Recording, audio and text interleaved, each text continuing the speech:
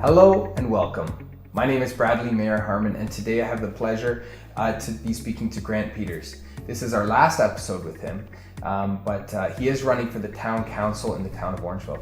Thanks for joining with us. Thank you, Brad. So obviously this is our last episode with you, and I want to thank you for coming in.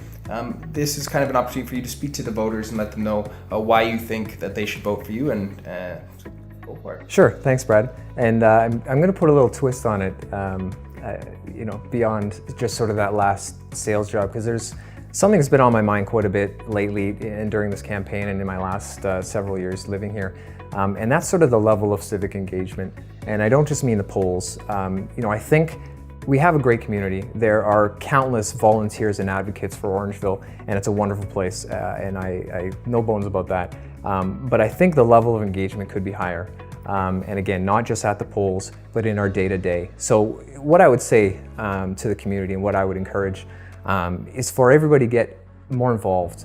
And it's a two-way street. So community members can, of course, volunteer and support initiatives at the town level. But I think it's the job of town to also keep the electorate informed on what's going on. I think there could be better communication between town hall and the citizens in terms of what items are on the agenda and what issues are coming up for council meetings when public meetings and open houses are being held, because we need to see as many citizens out to those events as possible.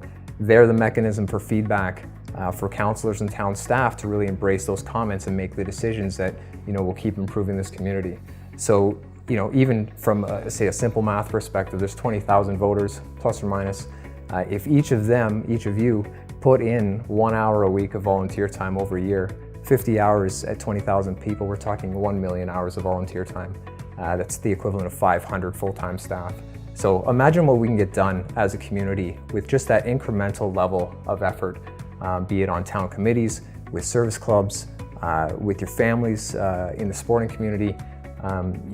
This is a way to accelerate the benefits of the community and really enhance the level of life and happiness we have in this community. So I think the other videos kind of stand for themselves, and I know this wasn't exactly what you were expecting, but the platform is out there. Thank you for hosting those videos, very poignant questions, and I'm very pleased to answer them. But if nothing else, I would like to see as many people out on October 22nd as possible, as you said, exercising that right.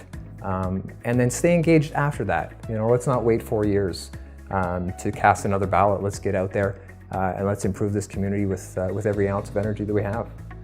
What a fantastic message. Thank you so much, Grant. Appreciate that. I will encourage you to vote, because it's important that we use that democratic right that has been earned for us by past generations. So please do take the opportunity to watch some of these videos, inform yourself, and make sure you go out and make your voice heard this coming election. Thank you very much for watching.